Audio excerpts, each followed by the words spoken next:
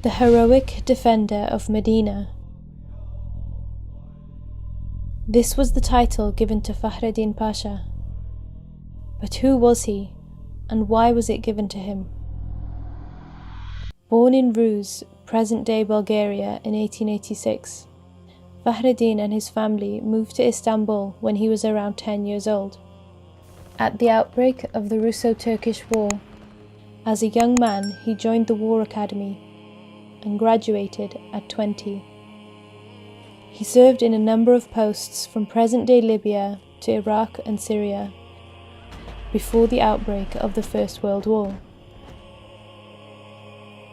Now he was needed in the holy city of Medina. But why? It was no secret that the British desired the fall of the Ottoman Empire, and it was through this series of letters with the Sharif of Mecca that they hoped to work towards this goal.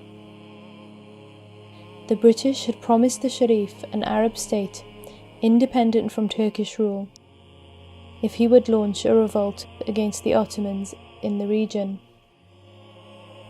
On May 28, 1916, Fahreddin was deployed to Medina. Having arrived before the rebels, he took measures to protect the city and also sent Islamic artifacts and manuscripts to Istanbul to protect them from seizure. 12 days later, the rebels occupied Mecca and began to lay siege to Medina. With British support, the Arab forces, led by Sharif Hussein's son, Faisal, launched their first attack in October 1916. But they were driven back with heavy losses by the Ottoman Hejaz Expeditionary Force. Following this defeat, the British and Arab strategy changed. Faisal and his advisors decided to leave Medina unoccupied, forcing the Ottoman forces to retain troops in Medina and protect the Hejaz Railway, their only means of supply to the city. Military training camps were set up in Mecca. Arab Bedouins, officers, and Ottoman deserters volunteered, numbering 30,000.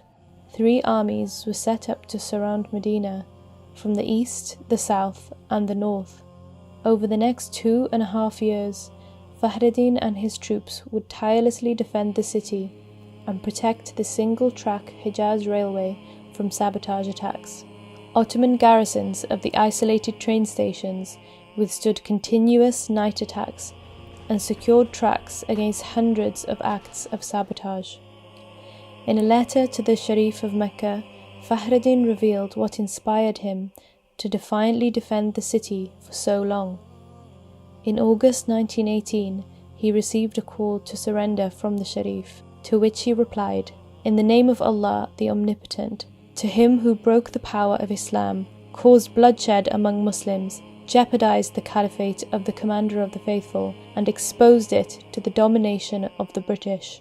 On Thursday night, the 14th of Dhul Hijjah, I was walking, tired and worn out, thinking of the protection and defense of Medina, when I found myself among unknown men working in a small square. Then I saw standing before me a man with sublime countenance. He was the Prophet, may Allah's blessing be upon him. His left arm rested on his hip under his robe, and he said to me in a protective manner, 'Follow me.' I followed him 2 or 3 paces and woke up. I immediately proceeded to his sacred mosque and prostrated myself in prayer and thanks near his tomb. I am now under the protection of the Prophet, my supreme commander. I am busying myself with strengthening the defences, building roads and squares in Medina. Trouble me not with useless offers." 2 years after the first British-Arab attack on Medina, the Ottoman Empire resigned from the war, with the Armistice of Mudros, which stipulated that Fahreddin would surrender Medina. But he refused. He continued to defend Medina, despite pleas from the Ottoman Sultan, holding the city for a further 72 days after the war. On January 10th, 1919, he was captured. He described this day as the most painful day of his life. The British imprisoned Fahreddin in Egypt and later exiled him to Malta for 2 years, where he refused to remove his Ottoman military uniform. Following the efforts of the Ankara government, Fahreddin, now regarded as a hero in Turkey, was allowed to return home. Today his grave can be found in the Ashiyan graveyard. On his tombstone is written, Medine'nin kahraman müdafi, the heroic defender of Medina.